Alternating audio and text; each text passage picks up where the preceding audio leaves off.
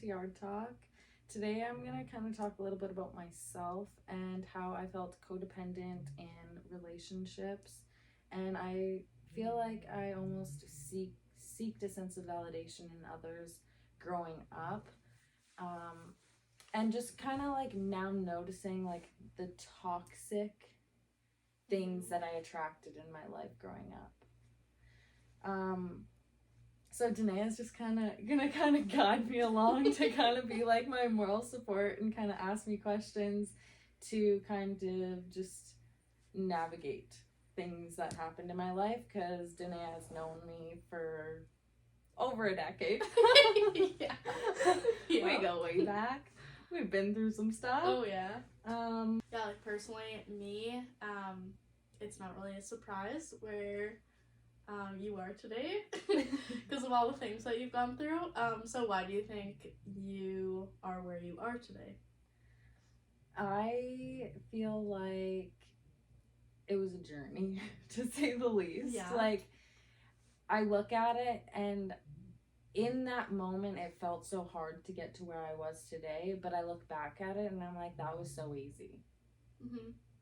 But in the journey, it was not. In the moment. Like, to get away from everything that I've gotten away from, I almost felt like I was failing myself, in a way, like, even though I wasn't. Like, I made the choices that I made for myself to be happy, but I feel like, I felt like I was failing myself in a lot of ways. But I feel like everything that I went through in each relationship, I was obviously meant to go through to be where I am today, to be able to do the line of work that I do, and not only have like my own stuff to assist people to work through, like just to be able to guide others and to be able to show them a different journey of life, and to show them that like you're not alone, and that you like other people are going through this as well. And I think a lot of people don't actually realize that they're codependent, because a codependent doesn't just mean that you rely on people for validation. It could be a whole lot of different things. Yeah. Like, it looks different in every single person, and you may not actually realize that you are codependent. But like, I felt like I just seeked the next relationship. Yeah. And seeks the next relationship, and I don't want to say that I jumped and I jumped and I jumped, but I look back at it and that's what it looks like. Mm-hmm. And like that could also like not just be like relationships, but also like friendships too. Mm-hmm. Well, yeah, and that's how it was. Like, there was a lot of toxic in every aspect of the relationships that I've had. Not only relationships, but friendships, and sometimes even like family relationships, and like there was a lot of toxic things. But I think the biggest thing that impacted me was the relationships. Mm-hmm. So how, like, what impacted you, I guess? Like, what really stuck out to you that you were like, I guess that you realized that you were codependent? That I didn't realize until not long ago. I'll be honest. Okay. And it's totally like a healing journey. Like, yeah. Even, I guarantee you, when you're 40, 30 years old, you're still trying to find yourself, and obviously everyone's going to change as you get older. So like, it's good that you found that out at a young age, because now you kind of know, like, know your boundaries in a way. Yeah. But yeah, how, like, I feel like, like, that's one thing, like, boundaries for me. Like, I've learned, especially with like losing a partner, like, I've learned what I want in a relationship. Like, yeah, totally. I almost live in fear now of losing a partner. I know that sounds bad, but like, I don't want to get close to somebody because what if? Yeah. Like, and that's always in the back of my head. And I know that's like almost kind of like a toxic trait, but like, I try to push that under, but that's still my feelings. Yeah. And that's probably always going to be your feelings. And it freaks me out. I don't want to get close to someone ever again because I don't want to say that, but obviously I do. I want a relationship and I want all these good things. I want a family and I want this and I want that. But in the end, it comes down to this thing in the back of my head is if I get close to this person, what if this happens to me again? Mm-hmm. But I think, like, for me, it started at a young age. Like, I started dating somebody who was 5 years older than me when I was 13. Wouldn't really say dating. Okay. I was with somebody. Okay, yeah. You were there. Yeah, we could I could agree with that. I would say I feel like that was a healthy-ish relationship. Yeah. I think. I mean, they smoked weed. They did their things. That relationship in general, I feel like I wouldn't really say there was like bad things about that. I see that yes, there was substance issue, but it didn't affect me. It hurt me. Yeah. I remember one night he came to get something or say something to me or something like that. I think you're the only one that knows this, but I recorded the conversation. Oh, yeah. I don't even think you remember that. Yeah, but like, and he came and he was so high on Molly. And I was like, I'm fucking done. I'm done. Like, that was my breaking point. Yeah. I was 13 years old, I think. 13. I don't remember. But I didn't know what the fuck that was. Yeah, exactly. You know? So it was just like, that freaked me out. Well, that's scary. As like a 13 and 14-year-old, like, that's scary. I feel like back then, like, all we known as drugs was, like, rather overdose or like addiction and stuff like that. So yeah, like that would have been scary. And he was 5 years older than me. Well, yeah, and that too, yeah. That didn't scare me though. But looking back at it, I'm like, I was 14 and he was 18, and I'm like, that's kind of weird. But nowadays, it's like if you think of a 24-year-old dating a 29-year-old, it's natural, right? Yeah, so it's like it doesn't matter, I guess. Age didn't really matter. But after being with him, I was in another relationship not long after, and this is kind of where my journey began. I feel like he was an alcoholic. He was on probation. There was lots of things within that were red flags that I just was left unseen. I was getting the attention that I felt like it was a good relationship, and I mean, off the start, there was nothing. Like, he treated me right, I think, as far as I remember. But then as time went on, like, we weren't together for that long. I want to say like 6 to 8 months maybe, and over time, like, I noticed his drinking and all that. And I mean, yeah, I guess he was only a year older than me, so he was 16. He had his license. I was 15, and it got to the point where nights we'd go out and I'd end up having to drive his truck home. Yeah. Because I didn't want him drinking and driving. But then I got to the point where I was stupid and I was blowing these stop signs and like feeding into that stuff, but I wasn't drinking. But I just thought I was doing the good thing. But in the end, I look back at that and I'm like, I was stupid. I could have lost my license, or I could have done, like, you know, like, it was just the stupid behaviors that I fed into.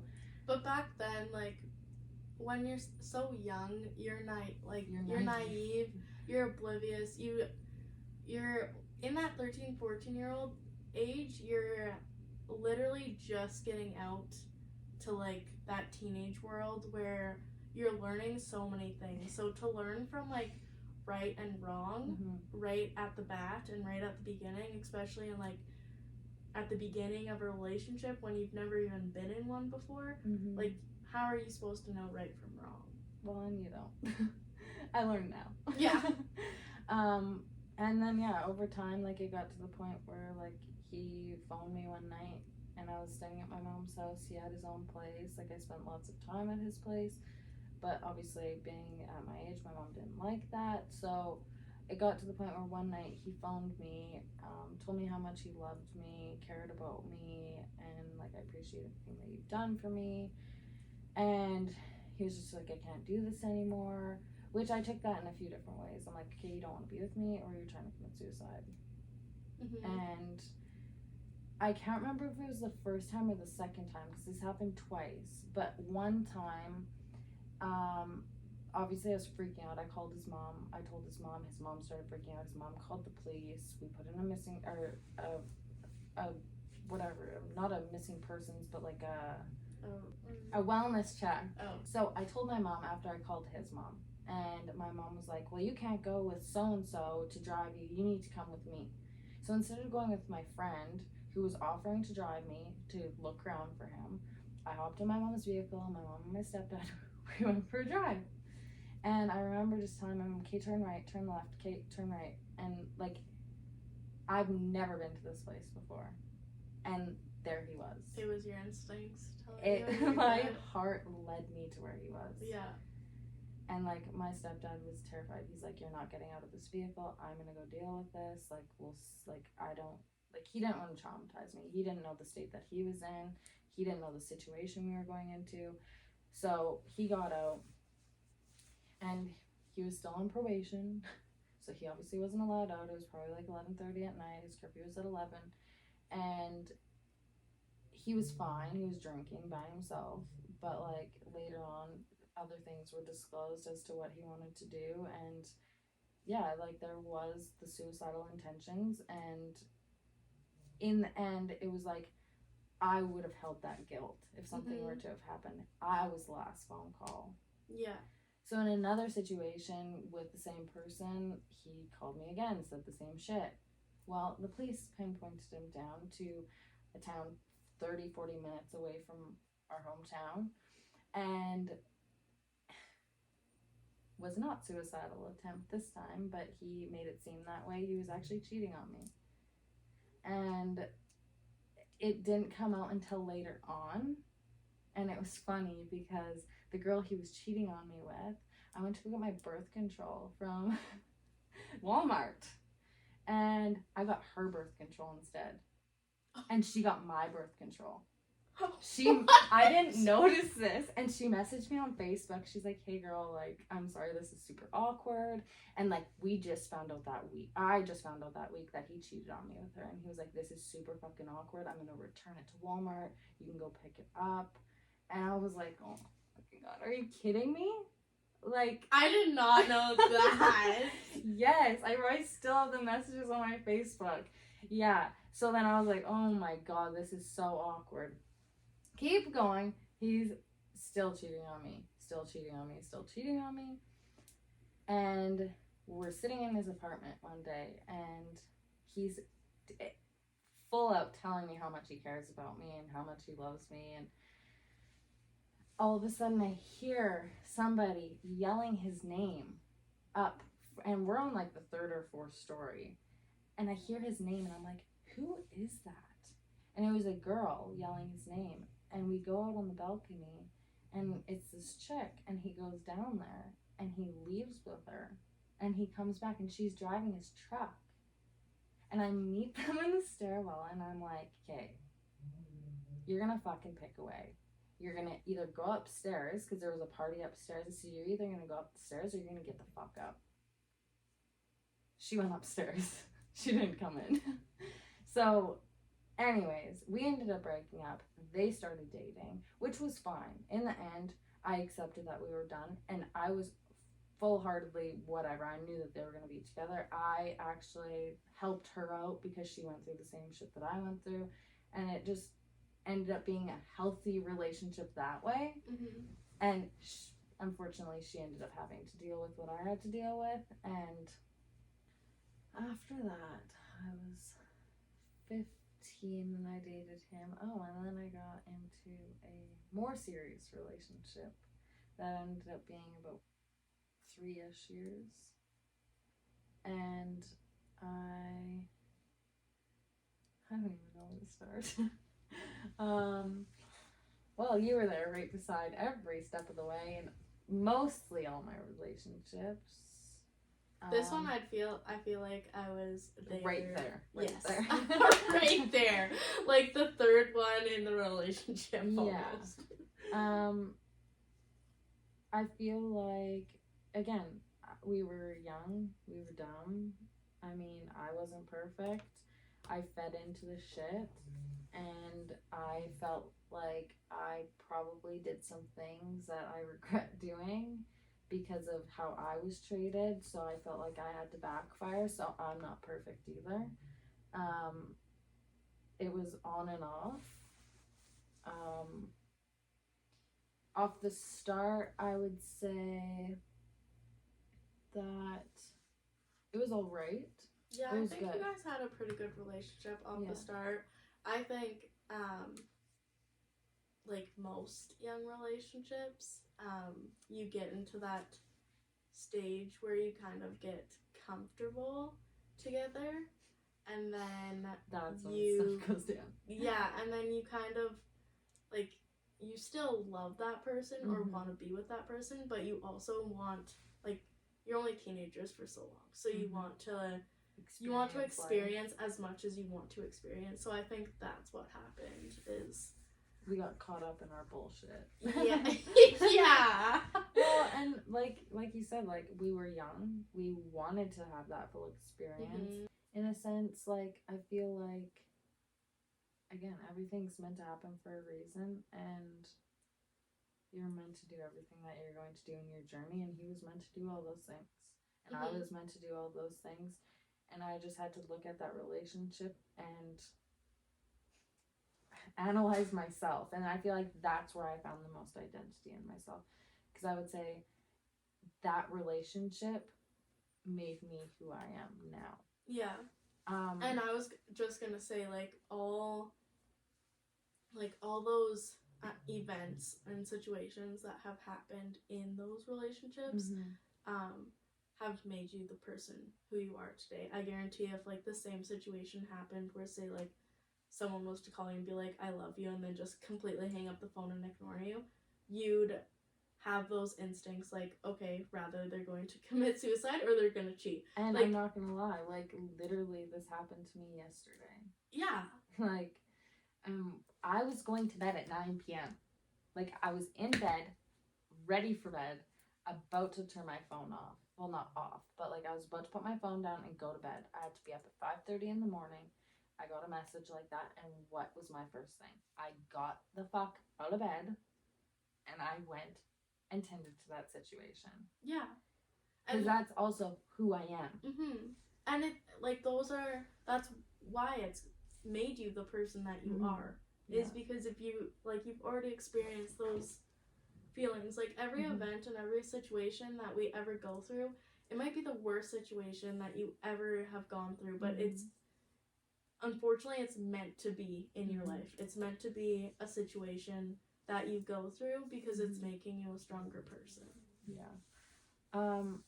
I feel like there's a few things in that particular relationship that I will speak of, and that would be watching somebody go from one person almost to another and losing themselves with an addiction. That was the toughest thing to ever watch. Especially at how young we were. I was 16, he was 15. Until I was 19, he was 18. Like, the toughest. And again, like, this could get into a whole nother thing, but like, I felt like I had nothing else I could do in my power to help him. But I didn't. Now I look at it and now I know all the things I know. I didn't even take healthy approaches to try and help him. I almost like yelled at him and made him feel less of himself.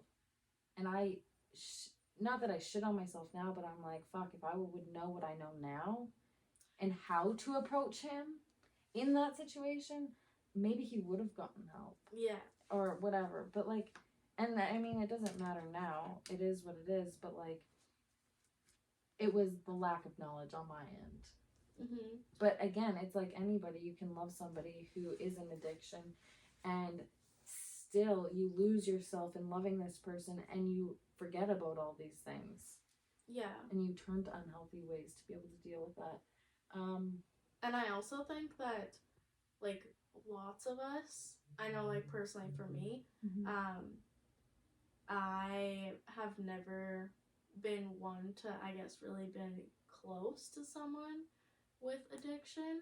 Mm-hmm. Like obviously I know people, but for me to deal with that, I also think I would just shun out the person because I have no knowledge on that. I don't. I I'll be straight up. I don't know how to deal with a person that has an addiction. Yeah. So I think like, and that comes with like a stigma with society is like everyone thinks that you should just shun out that person that has an addiction, but like it's kind of the same as like a mental health crisis. Like if people, like lots of people nowadays think like rather depression and anxiety aren't a thing or they don't know how to deal with that person. But you also have to learn how to deal with a person that has depression and anxiety. So I think like that knowledge, like nobody has or not nobody, but lots of people don't have that knowledge on like how to deal with a person who's addicted to substance or depression, anxiety, like whatever it is. Lots of people don't know how to deal with those kind of people. And lots of people look at the cover of it. Nobody reads the book. Yeah, yeah, like exactly. There's a root cause to each situation: anxiety, depression, bipolar, addictions, all sorts. Like all of it. Everything. You have to read the book to know the cover. Because if you don't know what you're dealing with. Yeah. You may think, like you just see what's there. You're not looking at the bigger picture. No. And like even. And that's what I thought. I was like, oh, it's so easy. Just fucking stop doing it. Like, what's the big deal? I didn't see that. And that's where it got to the point. Like, I'd get so mad. Like, I'd start yelling and be like, I just don't fucking get it. How is it this fucking hard to just stop lying to me about using drugs? Why can't you just be open and honest about it? It's not that big of a deal. Why can't you just quit? And it's like, but now, not only did I reflect my own life, I reflected their life. And I'm like, I'm building the puzzle. Everything is making sense now. Yeah. I see the patterns. I see those things, and I see where I could have helped and the approaches that I could have taken. And what kind of surprises me is like within that relationship, I was at the starting point of finding who I am now because I started going into my social work degree. Did I take it seriously? No. I didn't even truthfully know what exactly a social worker was. Like, I didn't know the full spectrum of it. I was just more so fixated on getting an education. But now, like, I'm very passionate, so I'm thankful that I started it when I did. I think you also knew in the back, like, I think it was also your intuition saying, like, go into this. Yeah. Because, like, really, the amount of stuff that you've dealt with in life can correspond to what you're dealing with now. And, like, even looking in, like, your personal life, you're still kind of dealing with the shit. Yeah, with, like, not the same shit, but, like, still with, you're always there. Like, that's the one thing I, like, am so grateful that I have a friend like you, because no matter what I was dealing with, I could go to you, and I know that, like, you'd kind of be my counselor. Like, you're a counselor for everyone, so.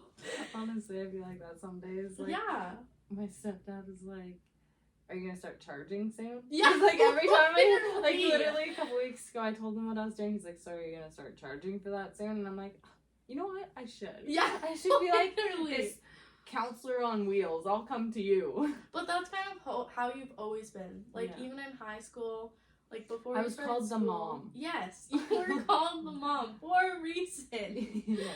I was the mom. Yes. In a sense.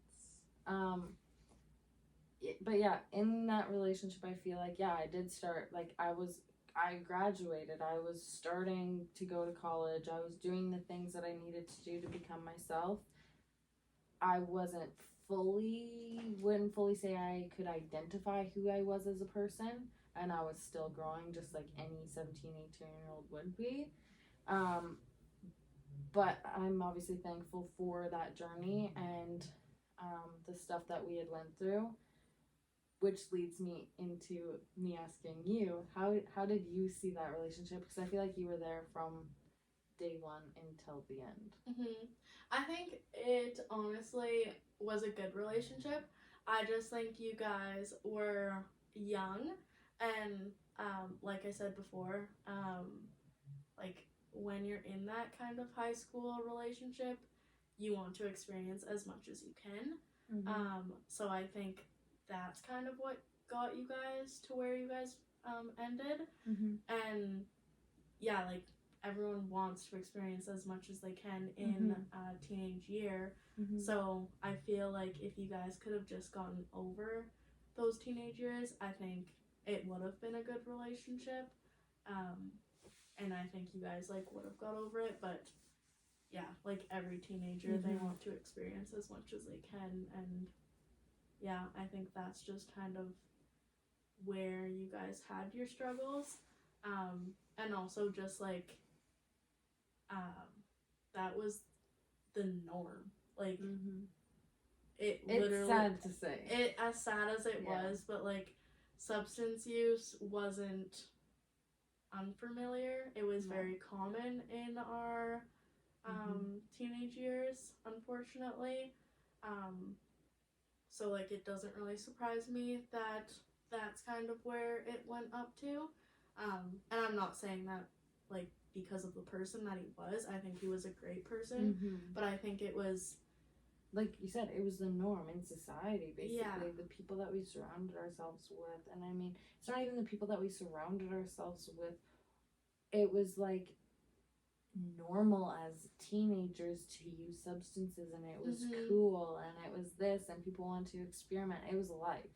You're going to experiment with things, and you're going to do the things that you do again to get to where you are today, which goes into probably a year after, or a little bit after that relationship, getting into another relationship.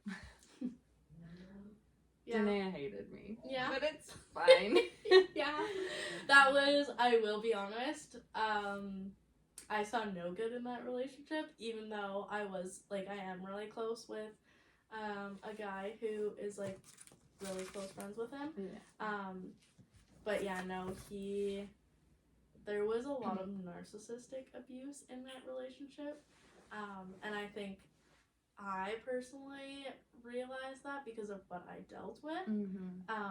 But like I said in the other podcast, for me to tell you what you were going through, like, you're naive until you realize.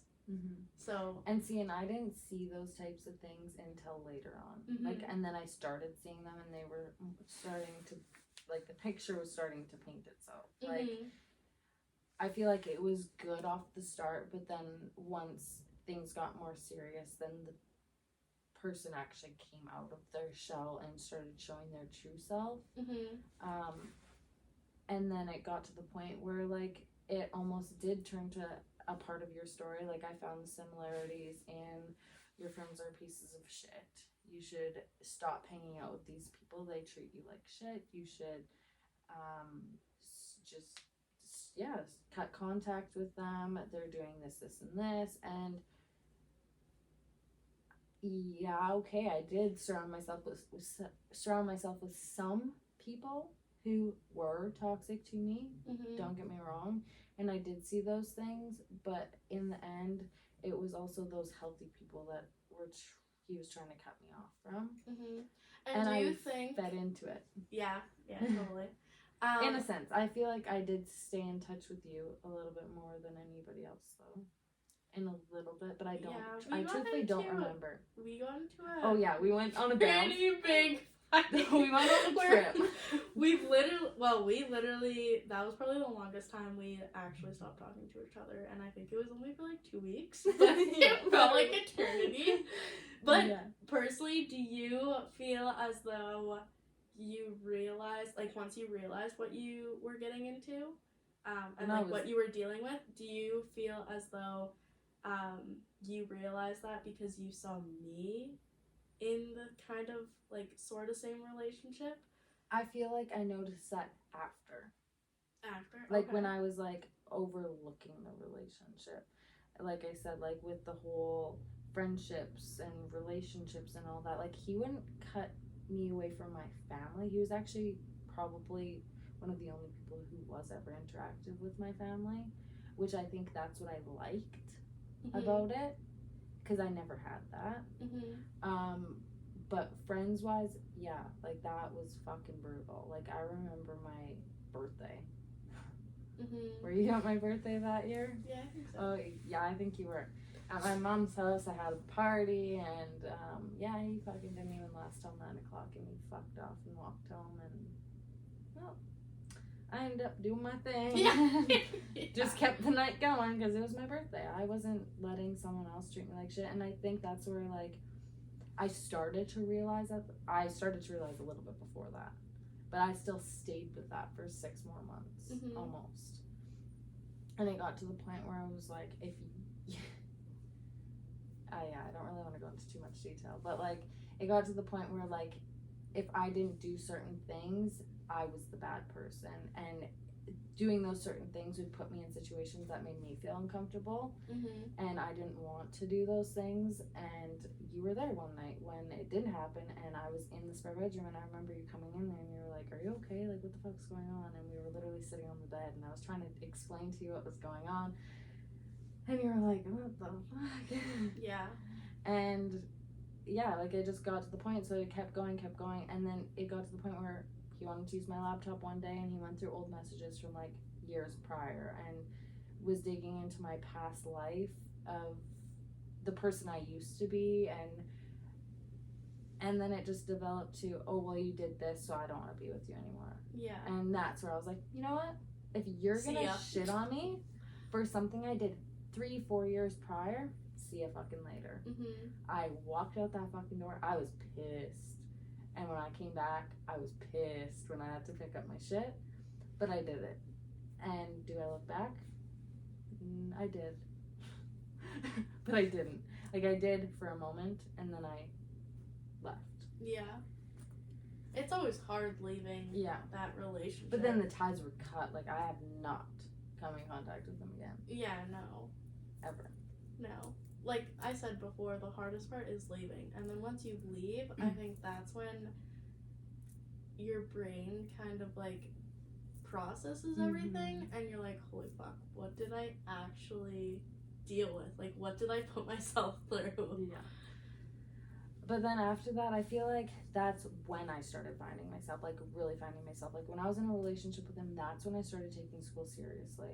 That's when I actually like put my fucking all into school. I started finding out who I was. Then I got into a healthy relationship and started seeing what a relationship looked like in a sense. And that's when I started setting those boundaries, like, okay, this is what I need in a person. Yeah. This is what I want. And that's where I need to stick to my guard, is like, I can't let those red flags get past that brick wall. Well, and it's kind of like boundaries that we talked about before. Like, now you know your boundaries, and you know, like, I know all those how I deserve all those to be treated. Yeah, all those situations, all those events have led you up to where you are now. Yeah. And it has made you the person that you are now, and you know what you want. And I think also moving away helped me a lot. As hard as moving away was for me, I did not want to fucking go, but the person that I was with pushed me. And I did it for them, but I thank them for pushing me to do that. Yeah. Because if I didn't make that move, I wouldn't be, again, who I am today. And that was only a year ago. Yeah. Like, I moved a year ago. I moved last February. Yeah, I will admit, I was quite sad when you left. But, like, even within this whole year, I have seen, like, such a growth from you. And it's not even in, like a negative way. Like, it's not like you were, like, a horrible person a year ago. But, like, just like your maturity, your growth, like, Mhm. and it's not even like you were mature either, but like, Yeah. I've just seen so much like personal growth of you. Yeah. Like before, I felt like all you cared about was other people. You didn't care about yourself. No. And I will be honest. No. But now, like, I do see that you care about yourself. Yeah. Like, even like a year ago, like you were working out, like just little things like that. Yeah. And like you have, like you said, you know your limits and yeah, like your boundaries, and I try. yeah, I really try.